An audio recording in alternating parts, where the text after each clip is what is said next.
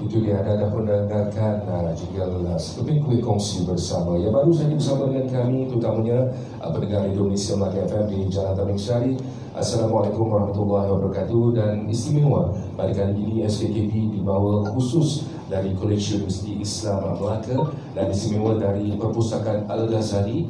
Dan sebenarnya istimewa hari ini bersama dengan bukan hanya pendengar Melaka FM, tetapi juga kita bersama dengan anak-anak dan juga gift-gift kehormat yang bersama dengan kita, antaranya bersama dengan dekan sendiri iaitu Teknologis Dr. Yusri bin Abdul Wahab dari Fakulti Inovasi Perniagaan dan Teknologi pada hari ini, bersama juga dengan panel kita yang tidak asing lagi, bersama dengan kita Al-Fadil ni, sebabnya dah lama bersama dengan saya sebenarnya, iaitu kita bersama dengan Ustaz Abdul Syukur Talib pada hari ini. Assalamualaikum Ustaz. Waalaikumsalam warahmatullahi taala wabarakatuh. Sihat Ustaz ya? Alhamdulillah sihat. Alhamdulillah. Saya bila cakap sekeping kuih kongsi bersama dua-dua semua takut tengok orang.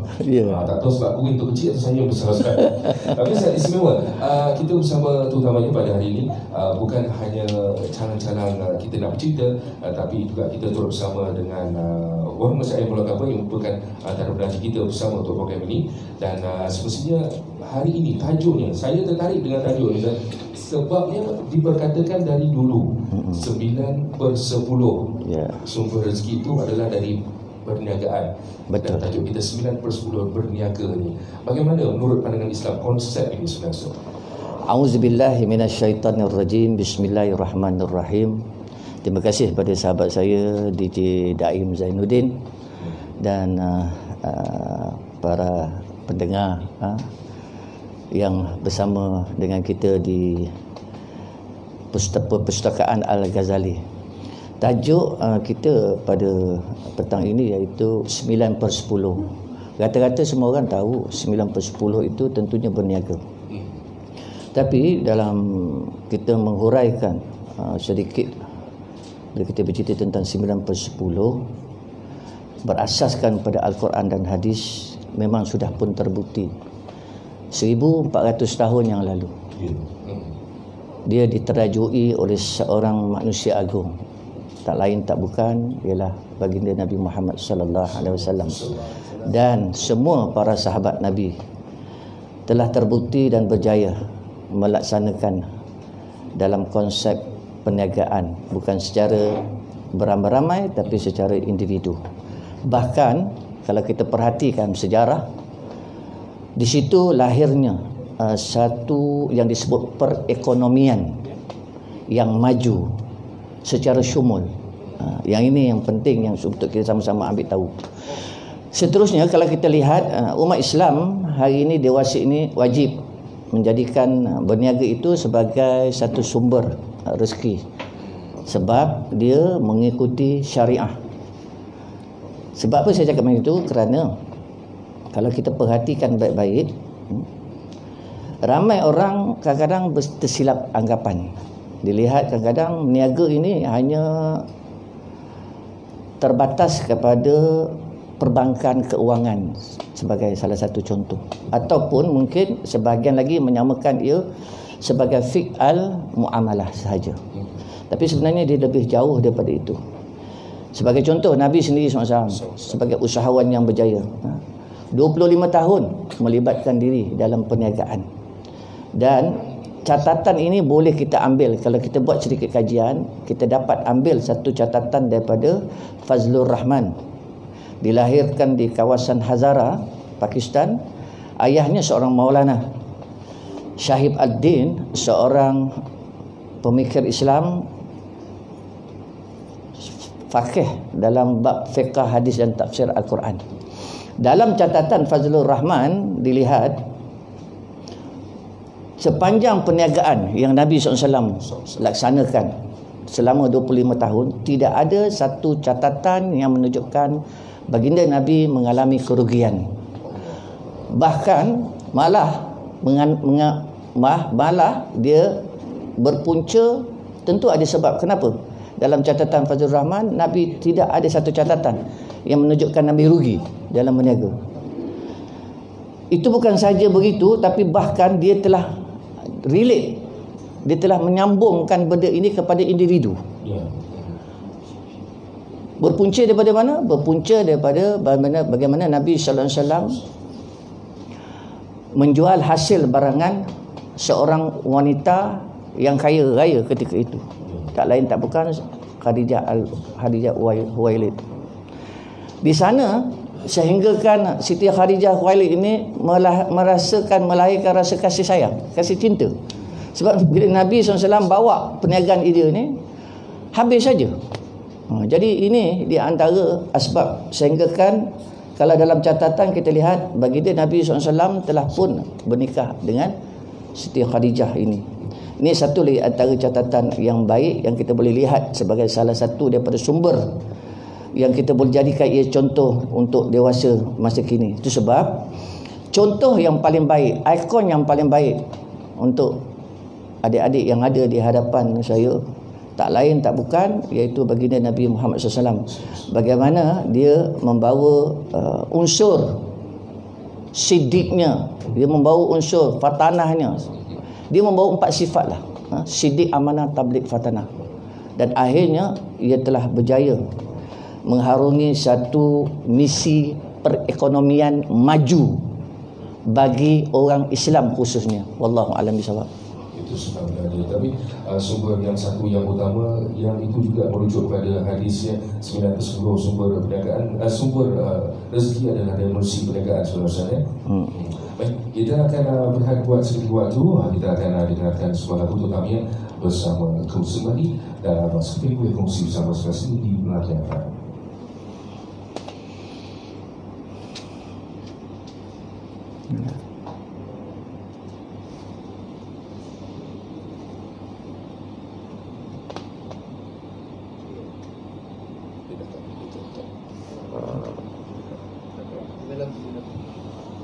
Kita lihat lagu je.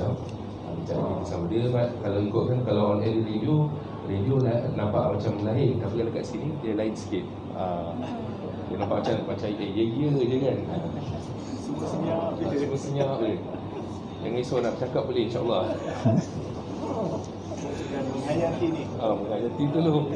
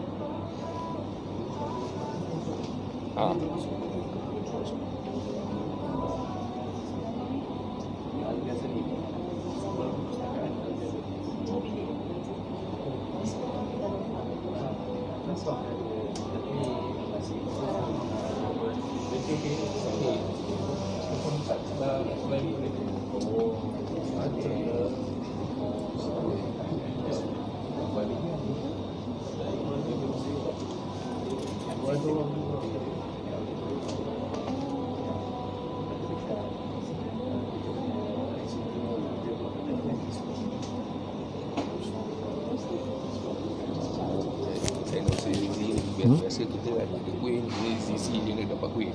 Tak, kita buat macam ni kan, tu tengah live kan, tu kat Facebook tu. Dia boleh nampak kita lah.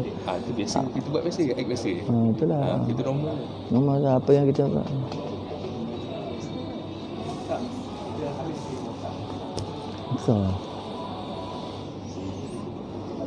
Buat belikat sakit dah. Dah 2 hari dah. Betul lah. Tiba-tiba je. Tidur tak? Tak tahu macam mana. Buat berikat tengah sakit ni. Kalau duduk bangun, sakit.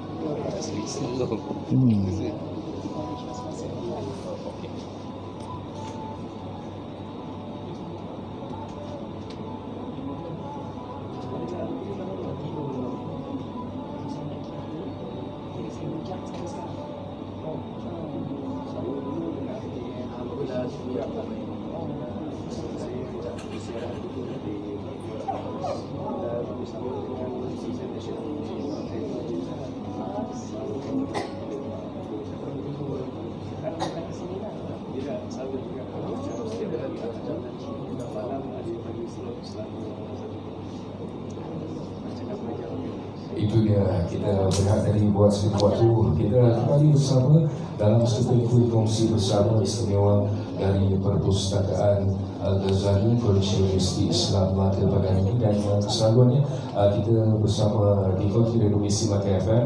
Dan kalau petang-petang Ustaz, biasa kita ada kuih tradisional. Betul. Dari warung Pak Ahmad, nasi ayam pulau kelapa ni. Betul. Pak Ahmad syukur dengan Syekh Khairul ni. Ya, betul. Tapi nampak gaya kali ni Azizi dekat konti je lah yang sampai seorang. Nampak begitulah.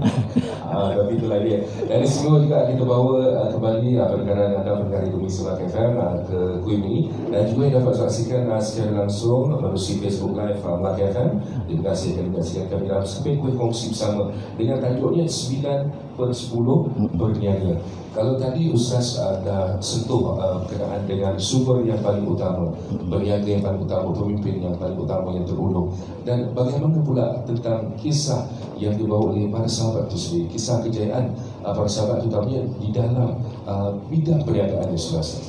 Bismillahirrahmanirrahim. Assalamualaikum warahmatullahi taala wabarakatuh. Di peringkat yang pertama tadi ada saya sentuh baginda Nabi SAW dalam dewasa ini. Kalau kita ambil dalam konteks hari ini, kita panggil kokocing. Dia mesti ada kokocing untuk kita berjaya. Begitu juga Nabi SAW juga telah menjadi salah seorang idola sebagai kokocing pada 1400 tahun yang lalu. Di antara banyak-banyak kita lihat para sahabat yang berjaya. Memang beramai para sahabat. Saya nak buat satu contoh. Semua orang kenal, saya percaya. Abdul Rahman bin Auf. Kisah Abdul Rahman bin Auf ni sangat menarik. Di mana-mana pun memang benda ni akan di-highlightkan untuk mereka-mereka untuk beri sedikit motivasi kepada kita. Kalau kita perhatikan, Abdul Rahman bin Auf satu ketika dulu dia seorang susah. Dia seorang yang sangat susah. Dia sangat alim. Ibadatnya tak pernah tinggal, bagus, sangat bagus. Satu hari Nabi SAW panggil dia, "Wahai Abdul Rahman bin Auf," dia kata, "boleh tak aku nak berikan kepada engkau satu pekerjaan untuk engkau bina hidup engkau." Bina hidup. Tapi Abdul Rahman bin Auf cakap, "Tak perlu wahai Muhammad, kerana saya senantiasa diberi makan." Saya senantiasa diberi makan. Tapi Nabi kata, "Wahai Abdul Rahman bin Auf, kalau engkau usaha sendiri dengan tangan 4 kerat engkau, 2 kerat engkau, dengan kaki dan tangan engkau, semua anggota engkau bekerja untuk cari sesuap nasi, Allah nak bagi pahala." Allah nak bagi pahala. Di situ yang trigger, Abdul Rahman trigger, dia terfikir balik. Akhirnya Nabi beri dia satu kerja yang sangat-sangat senang, iaitu kalau hari ini kita panggil on behalf. On behalf. Atau disebut tolong meniagakan orang lain punya barang. Menguruskan perniagaan orang. Jual unta. Hanya dengan jual unta saja. Yang menariknya Abdul Rahman bin Auf ini, dia jual dengan harga kos. Jual unta, dia dapat, katalah harga unta tu 600 dinar. Dia jual pun 600 dinar. Tak ada untung. Jadi tak ada untung lah. Tapi bagaimana Abdul Rahman bin Auf boleh jadi seorang sahabat Nabi yang paling kaya di Madinah? Ini dia punya tips yang saya nak share kan.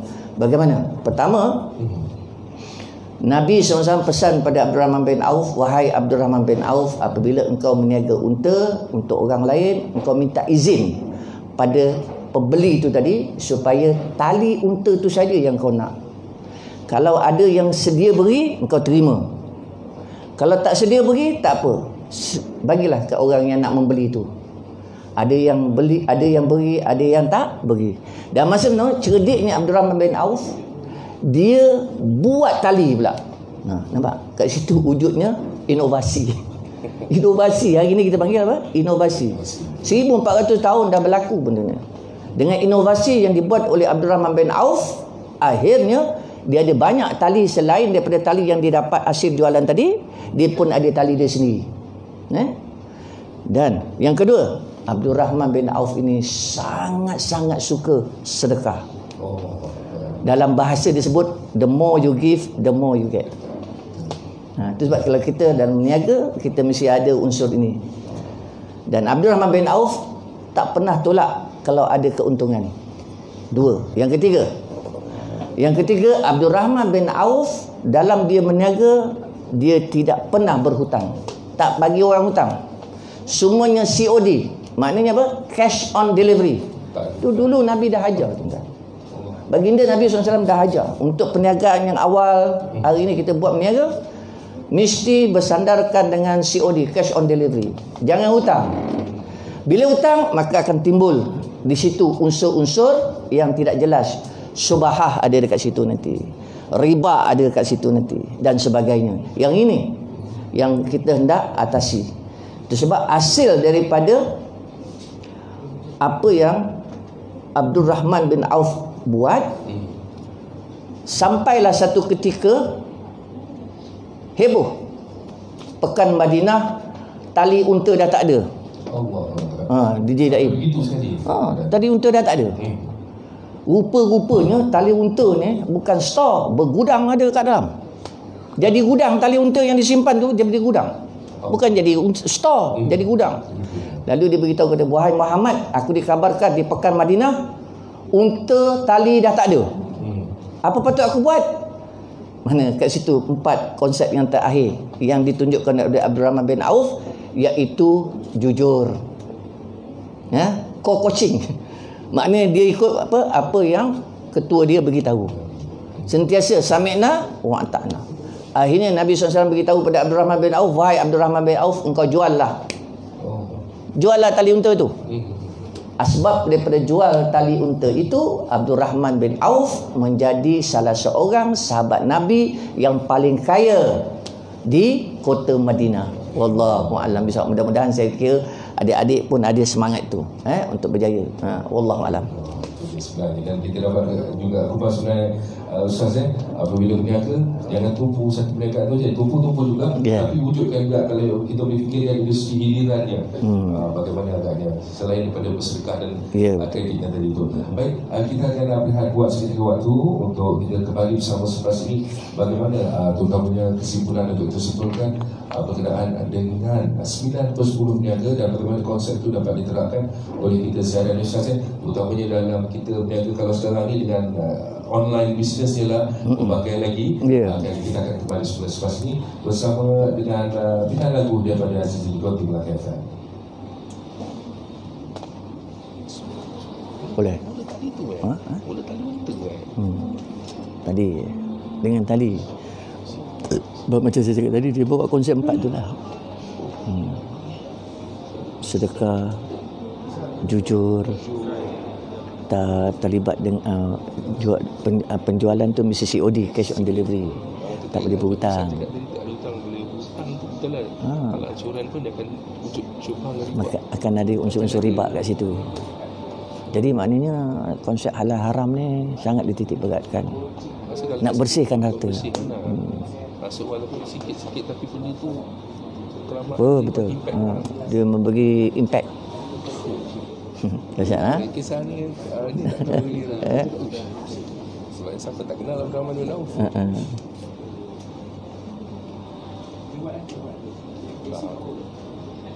Lama rekod tu. Lama orang belakang tu rekod lah. Report dia pun special lah. Oh live. Itu apa sebabnya terpandang di situ tu sebab tengok duit 50 tu. Tak terpandang kan. Macam tu. Allah kan. Itu aja tak ada siapa. Kalau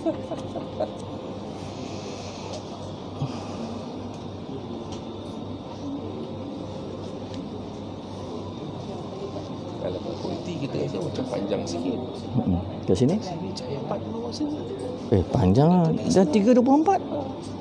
Kita cakap laju. Oh, dah 3.24. Kalau ikut kelajuan Katalah kita start 3-5 minit katakan. Dah 3.20. kalau ikut kelajuan macam Ustaz ni tadi, sama cakap pun tinggi. Sama je. Dia dah rasa macam cepat. Sebab saya kena compress. Sebab kalau nak cerita tentang Abdurrahman bin Auf tu panjang. Dia boleh buat satu story. Story banyak. Boleh buat story. Jadi saya compresskan dia. Saya ambil yang penting je supaya budak-budak ni dapat. Kalau kalau soalan lah kepada dua. Soalan tu mungkin boleh saya terangkan sikit lah, lebih terperinci lah.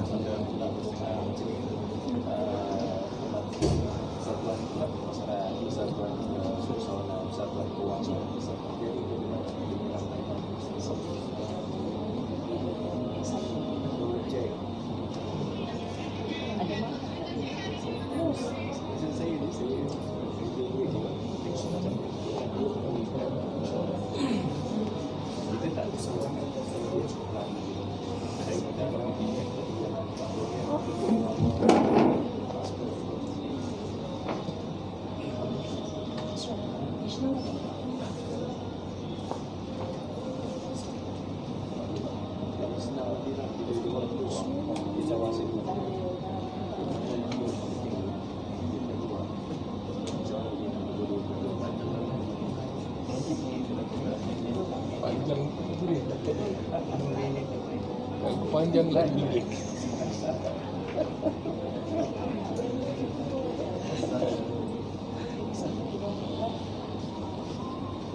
boleh masuk yang kita link video tu. Kalau tak masuk Pandu Haji tak dapat poin. Masuk Pandu Haji kalau dekat dapat poin.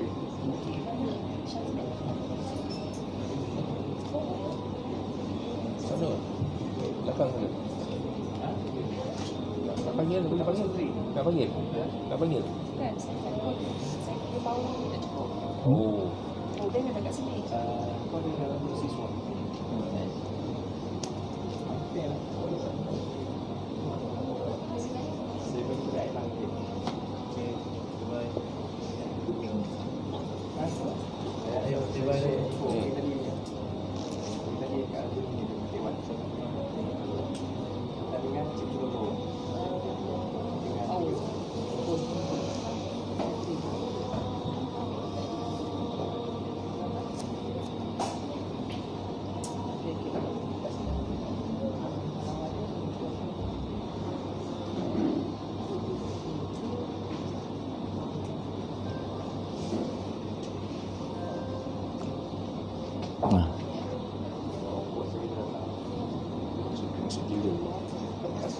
Kapsul.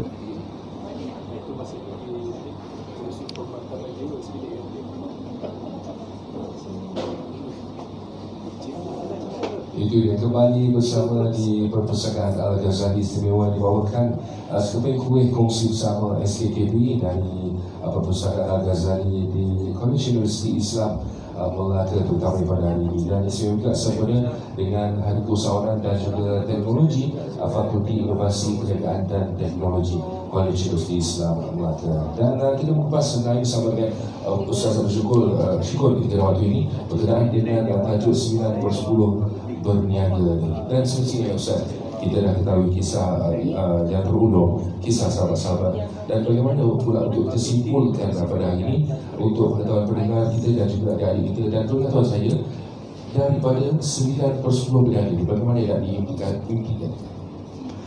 Bismillahirrahmanirrahim.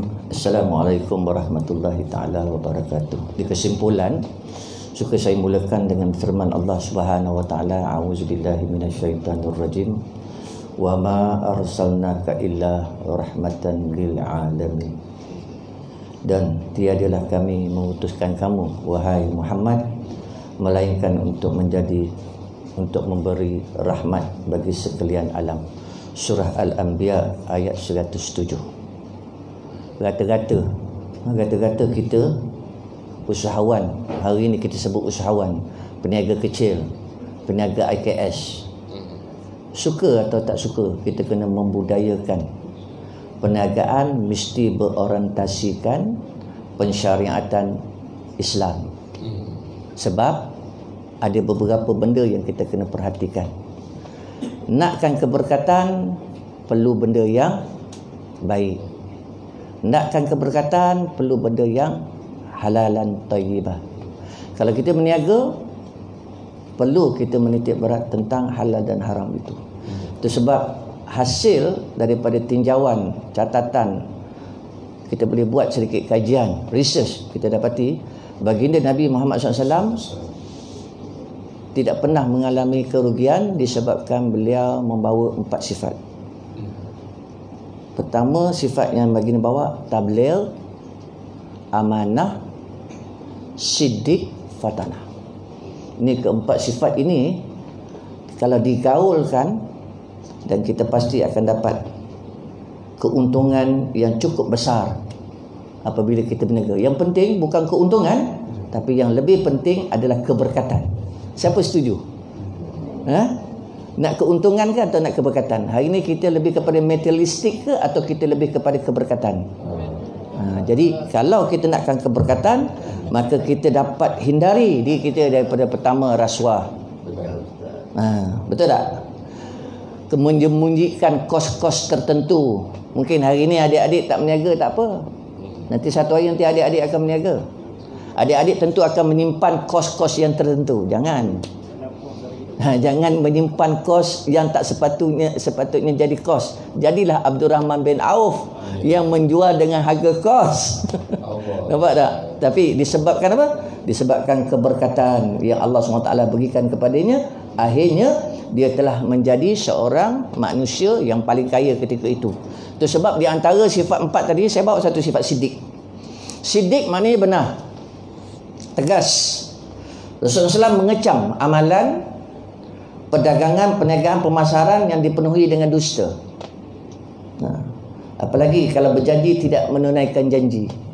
Kita janji nak hantar barang tu, kita dah ada customer, betul, dah ada customer nak hantar 30 pack kari puff. Orang Melaka kata haram tak sampai-sampai. Janji dah janji dah. Janji dah janji tak sampai-sampai, kan? Jadi di situ asbab daripada itu akhirnya akan merugikan kita. Sebab sebagaimana yang ditegaskan oleh Rasulullah SAW dalam hadis, penjual dan pembeli memiliki hak pilih selama belum berpisah apabila mereka jujur dan mahu menerangkan keadaan barang dan mendapat berkat dalam jual beli mereka. Dan jika mereka bohong dan menutupi kecacatan barang, akan dihapuskan keberkatan jual beli. Hadis diriwayatkan oleh Muslim. Jadi itu sebab saya cakap, suka atau tak suka, kita kena membudayakan bagaimana untuk kita mendapat keuntungan. Dalam keuntungan itu ada keberkatan yang Allah beri. Hasil daripada keberkatan, hasil daripada keuntungan itu, kita mulakan sedekah kepada fakir, miskin yang lebih berhak untuk kita sedekahkan. Wallahu a'lam bishawab. Itu sebenarnya, maksudnya apa yang kita dapat sebenarnya ada bahagian juga orang lain sebenarnya, Ustaz, ya? Betul. Itu kami kabar sekali. Terima kasih Ustaz kerana sudi bersama dan istimewa sebenarnya kita bersama di perpustakaan Al-Ghazali ini untuk sedikit kongsi bersama pada hari ini. Dan insyaAllah sebentar saja lagi suatu ketika kita akan ada Q&A sebenarnya, Ustaz, insyaAllah sebentar saja lagi. Baik, kiranya untuk edisi kali ini kita berakhir untuk sekeping kongsi bersama. Dan insyaAllah akan bersama semua pada minggu hadapan selesainya di ruang siar 102.3 bersama dengan panel yang tidak asing lagi, Ustaz Abdul Syukur Talib. Tajuk pun dah ada. Tajuk pun ada. Boleh kabarkan Ustaz tajuk? Tajuk minggu depan insyaAllah Itkan. Ya? Itkan. Itkan. Itkan. Nak tahu apa maknanya?